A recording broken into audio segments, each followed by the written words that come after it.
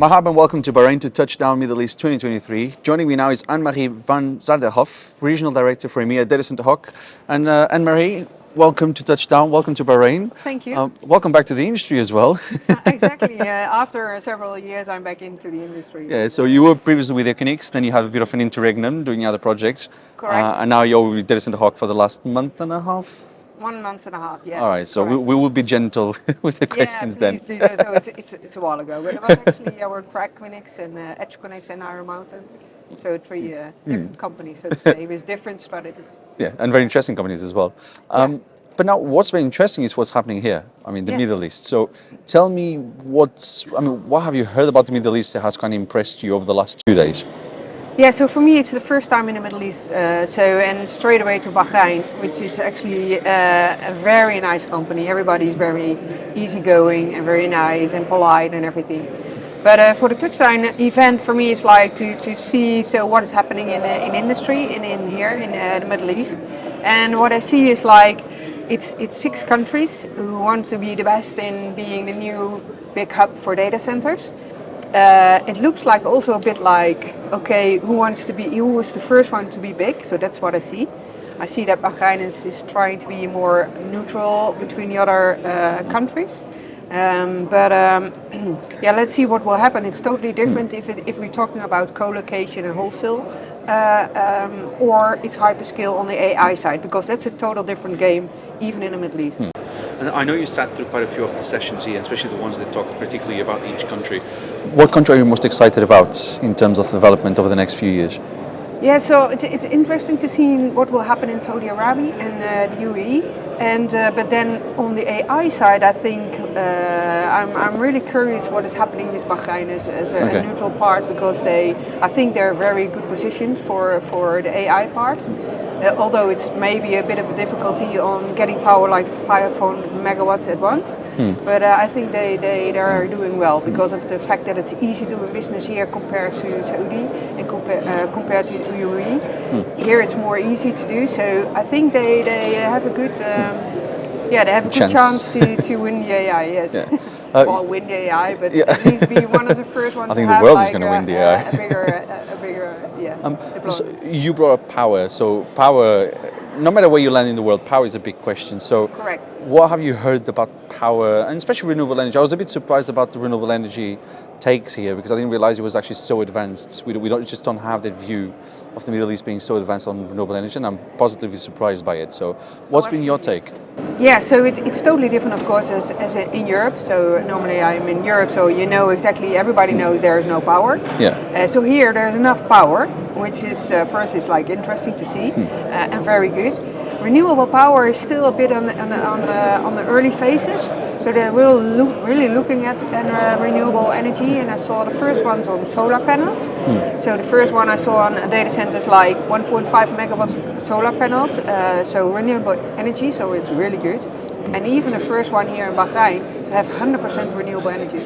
So that is actually was amazing for me, because I think, well, you have enough power, so what is the problem? But they're still looking at it. But still in the beginning phases and not too worried about the power part. Okay. On the renewable and sustainable part. I think it'll be a very interesting journey to see how things evolve, but I think they're going to evolve in a positive landscape. I'm quite confident after hearing things here for the last 2 days. Yeah. But then I guess the other question that kind of imposes itself is, what's datacenterHawk doing in the Middle East? I mean, you don't have a presence here now, so what's the plan? Well, that's exactly why we are here. So that's the plan why we are here. So we originated from the US. So I think our platform is really good on the US side, European side, and Asia and Latin America. But you see a lot of movements towards the Middle East and Africa. So for this now is see how it is working in the Middle East, see how many people are here, what the trends are in the Middle East, to get a grip of it, and hopefully get out some partnerships to really have more insights, information per market in the Middle East. And that is something we want to put on our platform as well. Okay, and then of course we are at Touchdown 2023. Yes. Why is an event like this important for the region and for datacenterHawk? Well, for the region, I think it's important because everything is moving, and you have to be together and see what you can do on legislation and everything to really what can we do also towards governments to make this an interesting area, and that is beneficial for every country who's here.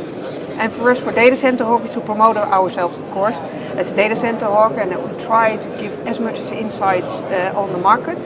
And because we are really focused on American customers at the moment still, I mean, but for them it's very interesting to come to the Middle East. So the people here in the Middle East are also very happy because we can give that information on the platform for investors, bankers and brokers on the Middle East.